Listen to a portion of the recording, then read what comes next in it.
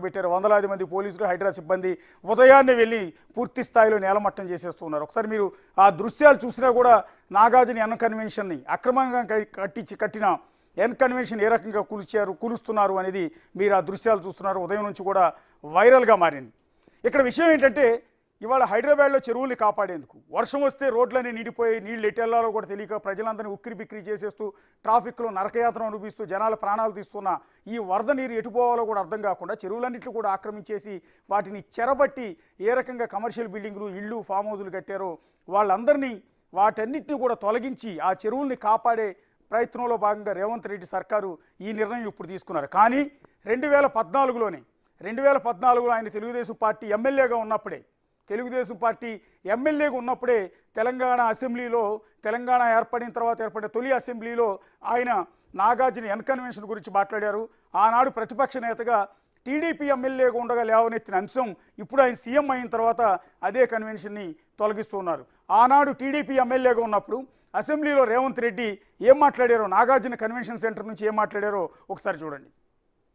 Cinema హీరోలు అంటే ప్రజలకు ఆదర్శంగా ఉండేవాళ్ళు, మంచిని ప్రజలకు బోధించేవాళ్ళు, వాళ్ళని ఆదర్శంగా సమాజం తీసుకుంటుంది. హైటెక్ సిటీ ఎదురుగా గురుకుల్ భూములలో ఎన్ కన్వెన్షన్ అనే ఫంక్షన్ హాల్ ఏదైతే ఉందో అక్కడున్న చెరువులో సగానికి అడ్డంగా గోడ కట్టి కొన్ని ఎకరాలు ఆక్రమించుకొని ఫంక్షన్ హాల్ నిర్వహిస్తున్నారు. పదే ప్రభుత్వం దృష్టికి వచ్చింది, టీవీ ఛానళ్ళల్లో, పేపర్లలో చూపించారు. అక్కినేని నాగార్జున గారు కూడా దాని మీద స్పందించారు. ఈనాటి వరకు ఆ ఆక్రమణలు తొలగించలేదు. ఎందుకు అక్కినేని నాగార్జున గారు ఆక్రమించుకున్న చెరువుల ఆక్రమణలు తొలగించలేదు? ఎందుకు చర్యలు తీసుకోలేదు? ఏ శక్తులు అడ్డం పడుతున్నాయి? ఎప్పటిలోగా చర్యలు తీసుకుంటారో మంత్రి గారు సూటిగా సమాధానం చెప్పాల్సిందిగా కోరుకుంటున్నాం. సినిమా హీరోలు అంటే ప్రజలకు ఆదర్శంగా ఉండేవాళ్ళు, మంచిని ప్రజలకు బోధించేవాళ్ళు, వాళ్ళని ఆదర్శంగా సమాజం తీసుకుంటుంది. హైటెక్ సిటీ ఎదురుగా గురుకుల్ భూములలో ఎన్ కన్వెన్షన్ అనే ఫంక్షన్ హాల్ ఏదైతే ఉందో అక్కడున్న చెరువులో సగానికి అడ్డంగా గోడ కట్టి కొన్ని ఎకరాలు ఆక్రమించుకొని ఫంక్షన్ హాల్ నిర్వహిస్తున్నారు.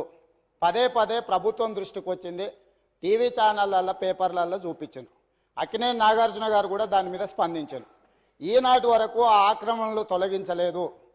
ఎందుకు అక్కినేని నాగార్జున గారు ఆక్రమించుకున్న చెరువుల ఆక్రమణలు తొలగించలేదు? ఎందుకు చర్యలు తీసుకోలేదు?